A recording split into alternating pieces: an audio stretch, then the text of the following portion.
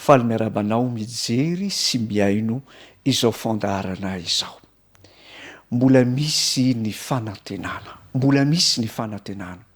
Zany no loha hevitra lehibe iantonany loha hevitritsika izany. Izao fandaharana izao dia tsy mikendry afa-tsy ny ampitombo ny fitokisanao an'Andriamanitra. Dia ilay Andriamanitra fitiavana, ilay Andriamanitra mahay ny zavatra rehetra, ilay Andriamanitra mahery, dia atanjaka indray ny finoanao. Ho velombelona ny fanantenanao manoloana an'ireo olana sy fiaikana maro samihafa izay mety mitrango eo amin'ny fiainanao. Satria ho mantsy ny tenin'Andriamanitra araka ny ohabolana 7:20 ohabolana 7:20 manao hoe raha mbola isy koa ny farany dia tsy ho foana ny fanantenanao. Raha mbola isy koa ny farany dia tsy ho foana ny fanantenanao. Zany no antony asa itsika ry havana mametraka nyity loha hevitra ity manao hoe mbola misy ny fanantenana. Anio ny lohatenintsika dia hoe tian'Andriamanitra hiakatra kilasy amin'ny finoana ianao. Tian'Andriamanitra hiakatra kilasy amin'ny finoana ianao. Andeha aloha hiaraka hivavaka isika.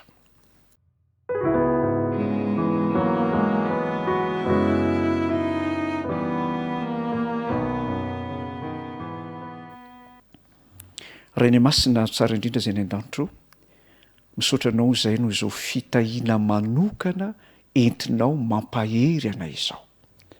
Omeo anay ny fananao masina mba hiteny aminay tsiraray avy. Hampahery anay izany fananao masina izany, iorina tsara ny finoanay, dia ny fitokisana ianao le Andriamanitra fitiavana sy mahay ny zavatra rehetra. Fa amin'ny anaran'i Jesosy Kristy Tompo no hanononana izany vavaka izany. Amen. Tian'Andriamanitra hiakatra kilasy amin'ny finoana isika. Ao anatin'izany ao anatin'izany ianao. Ny fiainana ry havana dia fianarana. Fianarana io fiainantsika io. Raha mametraka antsika eto amin'izao tontolo izao Andriamanitra dia mampianatra zavatra maro antsika izy.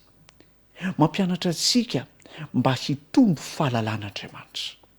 Mampianatra antsika mba handray andraikitra amin'ny tenantsika izy. Mampianatra antsika mba ho tia sy hanampy ny hafa Andriamanitra. Ary mampianatra antsika mba hatoky azy ilay raintsika be fitiavana. Satria mpampianatra mahay Andriamanitra ary tsy misy mpampianatra tahaka azy dia tsy avelany handray lesona fotsiny isika fa tsapainy tahaka ny manao fanadinana ihany koa. Amin'ireny fanadinana ampanoviny antsika ireny dia misy ny mora, misy ny antonontonony, eo ihany koa ny sarotra. Tsapainy ohatra ny lesona momba ny fitiavantsika ny hafa, ny lesona ny amin'ny fahalalan-tanana, amin'ny alalan'ny zokiolona anankiray ny amoron-dalana mba mangataka amintsika. Angamba mety ho fanadinana tsotsotro izany ho isika.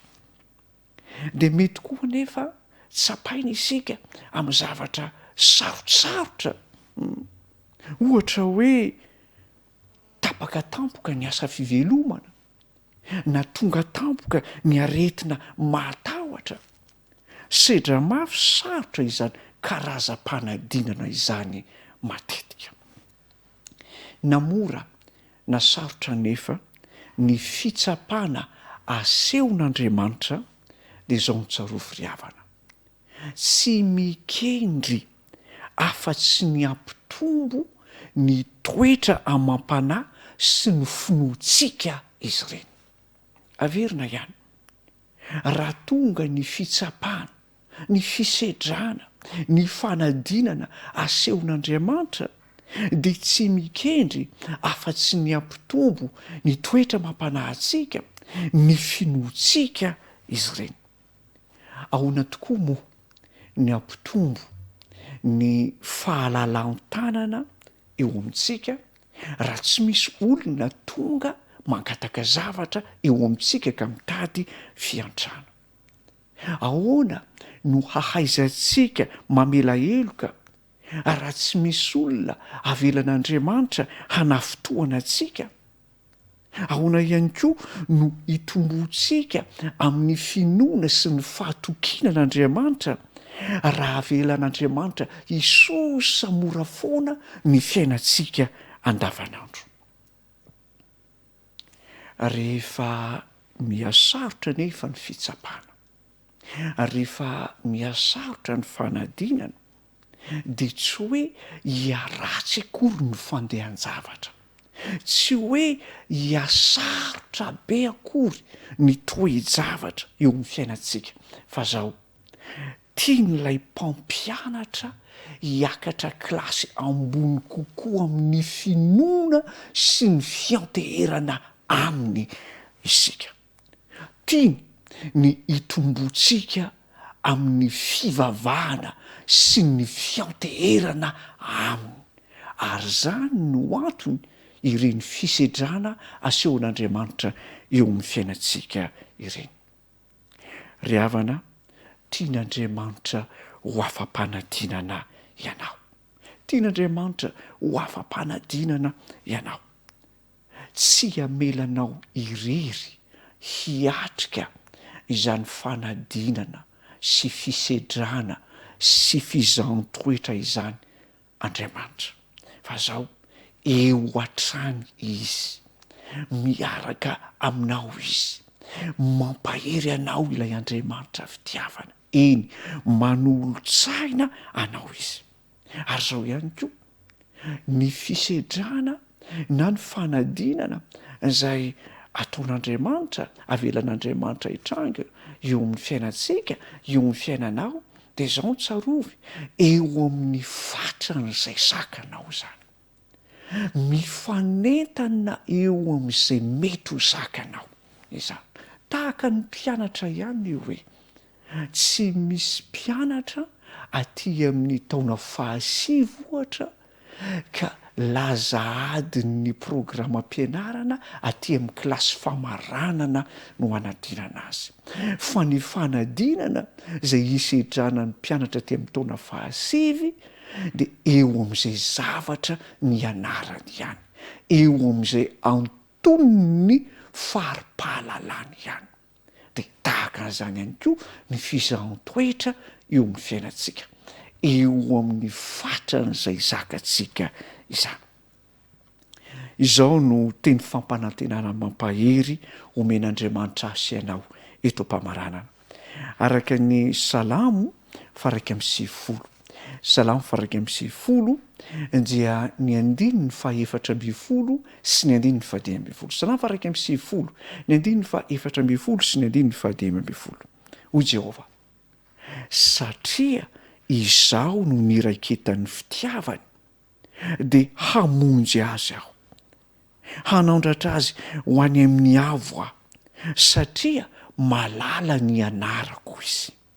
Iantso ahy izy dia hamaly azy aho, ho eo aminy aho raha ory izy, hamonjy sy hanome voninahitra azy aho.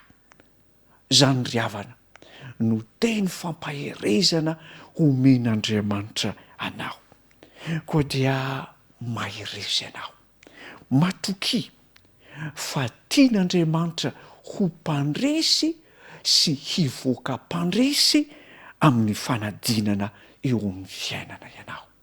Mbola misy ny fanantenana, ndeha hiaraka hivavaka isika.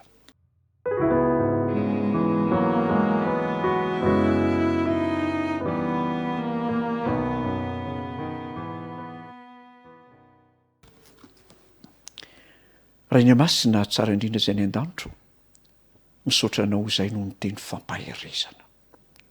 Maro tokoa ny zavatsarotra, ny fiaikana, ny fisedrana eo amin'ny fiainanay, kanefa nampahirezinao izahay fa tsy hanimba ny fiainanay akory ireny fa avelanao hitrango eo ny fiainanay ireny mba entinao manatanjaka ny finoanay tianao izay hiakatra kilasy amin'ny finoana misaotra Andriamanitra ampiombahana fomba fijery tsara izay eo amin'ny fiatrehana ny fiainana matoky sy mino izahay fa tsy hamela irery ianao ity zanakao ity fa hanolotsaina azy ianao hampahery azy ianao amin'izay mety fiaikana sy ady rehetra hatreny eo amin'ny fiainana amin'ny anaranao Jesosy Kristy Tompo no hanonana izany vavaka izany amen. Izay ny fotoanantsika tamin'ity androany ity azadinonao ny fiarahantsika eto indray amin'ny manaraka. Samy ho tahin'Andriamanitra veloma tompoko.